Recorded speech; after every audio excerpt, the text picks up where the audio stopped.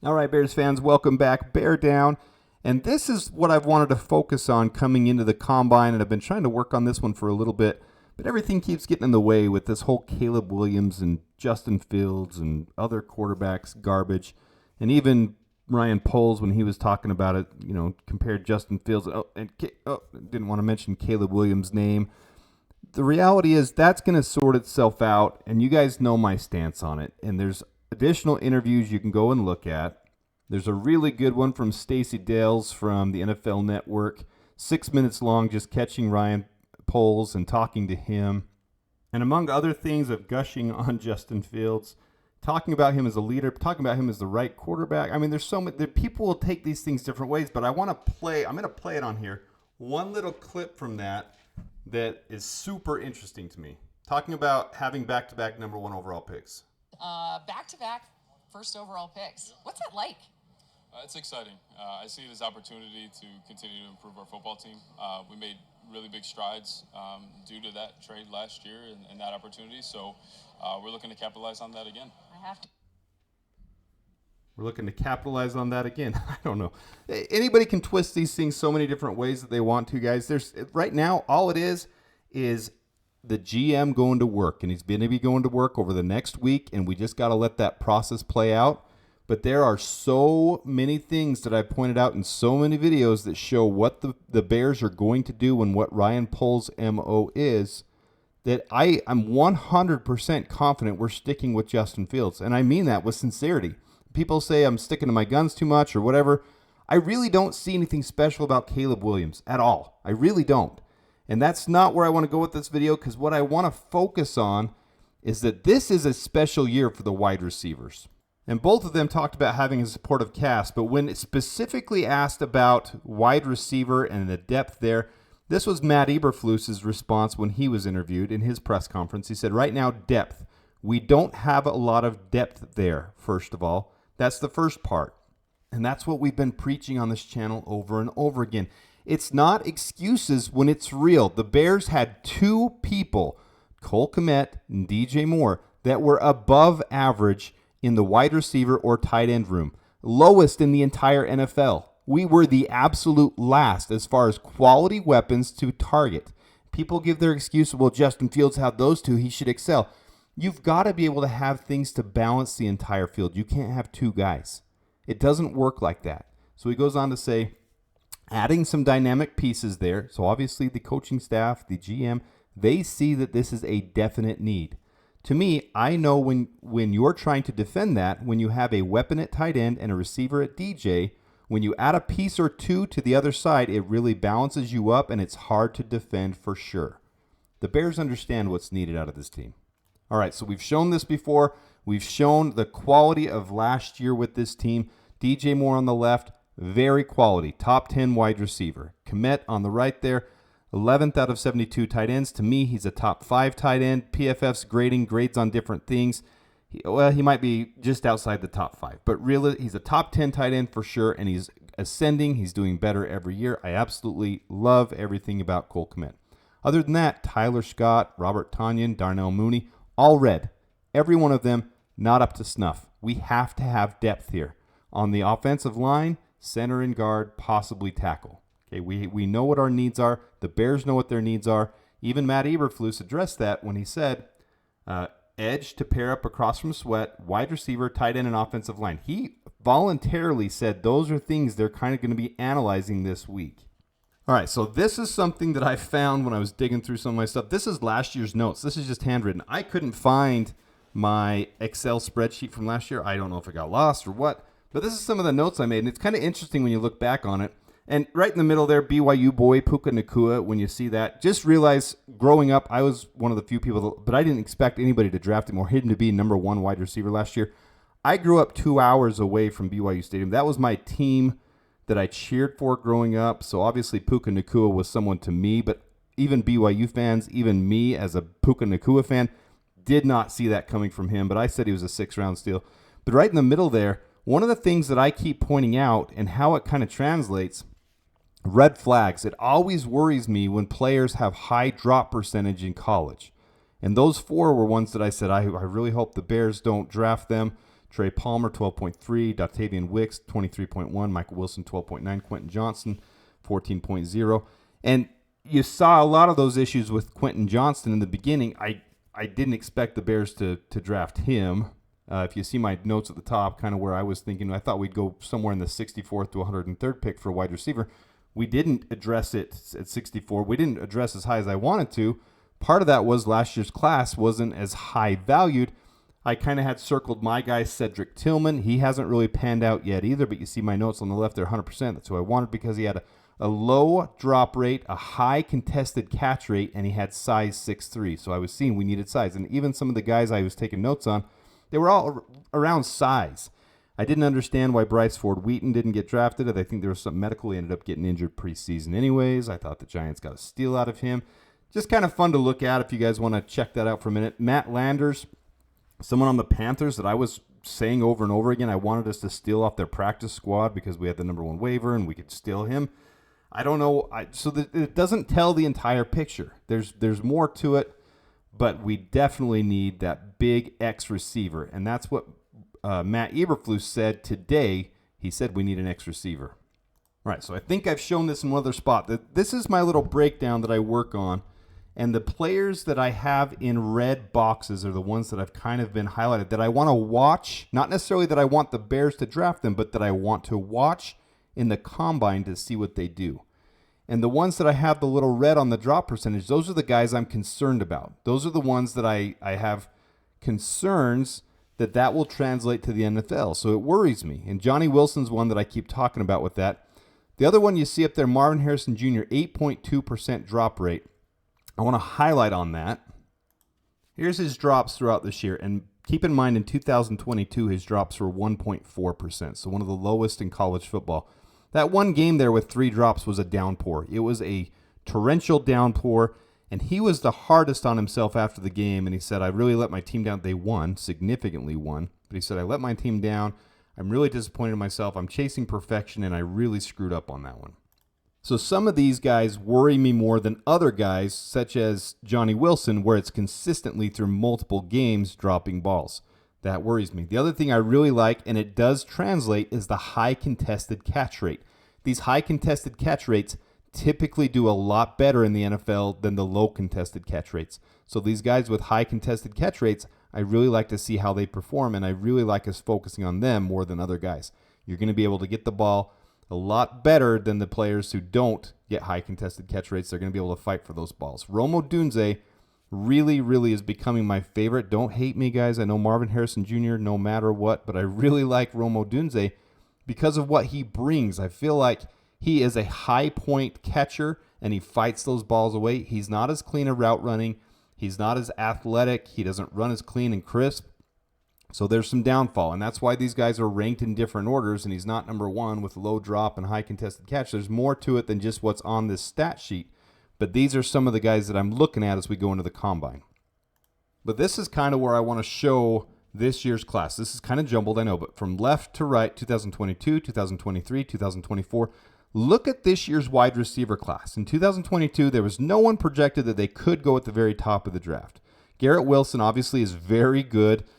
Chris Olave, very good. I'm not saying there was no good wide receivers. I'm saying no clear-cut number 1 wide receivers. They step onto a team, they should be wide receiver 1. Same in 2023. Nobody expected to be the clear-cut wide receiver 1, and that's what I mean by no top. There's 3 guys in this draft that people expect when they walk onto their team, they should be wide receiver 1. Marvin Harrison Jr., Malik Neighbors, and Romeodunze should all be wide receiver 1 of the teams they walk onto.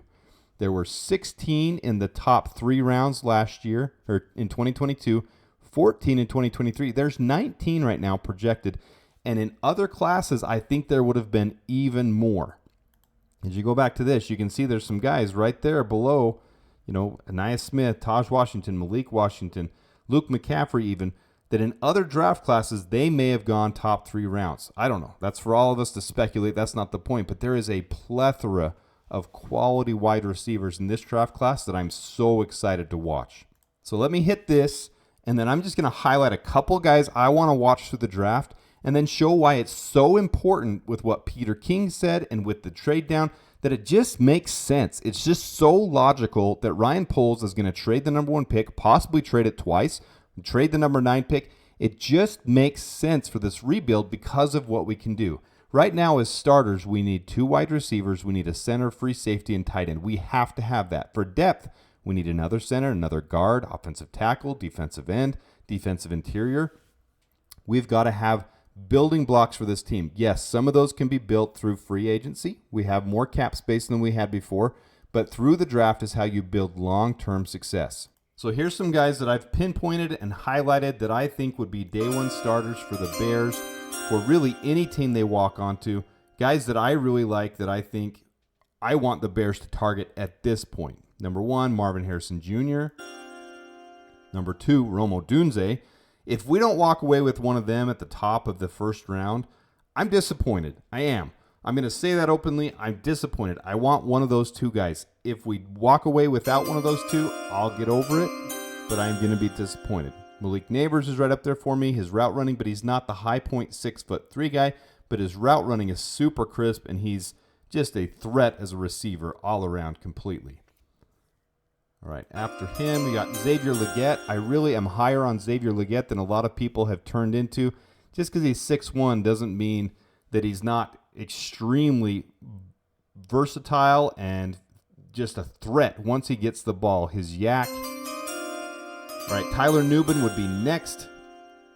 I think I have too much dun, dun, dun, dun, dun sound here. That's fine. Tyler Nubin, to me, he's the best safety to him. Then there's Jackson Powers Johnson. You guys all know how I feel about him. Generational, in my opinion. Truly generational. Then when you go to the tackle position, there's 2 guys that stand out that I think would take Braxton Jones's job. Number 1, Joe Alt, who is very special, but I don't see us getting him with the needs that we have. I think Braxton's fine enough to fill in, but in the second round, if he lands far enough, I really like Patrick Paul as well. I've kind of let everyone know that. But the Combine's going to show a lot of things, and it's going to shift the order of some of these guys. So everything we've been saying up to this point could get mixed up in the jumble as we move into the final of the draft. And then at tight end, I didn't put Brock Bowers because I don't really think it's realistic that we're going to get Brock Bowers. Cade Stover, he's one of my favorites by far. All right, so there's a quick look at who's up there one more time so you can see it. Take a look at that if you want to. But this is the point of where I'm getting at. Right now we sit with at the top 3 rounds of the draft, first 2 days where you really get your quality players. We have 1, 1, 1, 9, and 375. Here's our future picks. All right, we've gone over this before. If we trade down and we use the Peter King model, but let's say we don't get the capital that Adam thinks we should get for it. And Peter King, quote again, I suppose the Bears are going to trade the top pick. I know nothing, but that seems to be the way the wind is blowing. Blah, blah, blah. Suppose GM Ryan Poles traded the top pick 1 spot to Washington, which would take Caleb Williams, and got the second pick, a second-round pick, and a 2025 first-round pick in return. Then suppose Poles traded the second pick to Atlanta at 8, and the Falcons picked one of the other quarterbacks in return. Chicago gets an 8th pick, Atlanta's second-round pick, and a first and second-round pick next year. All right, let's add to that Adam's other take that, hey, let's not be as aggressive. Let's not go to 16 like I said we should with Seattle. Let's go to 13 with Las Vegas because they're in mode. They want to make a splash too with their new regime.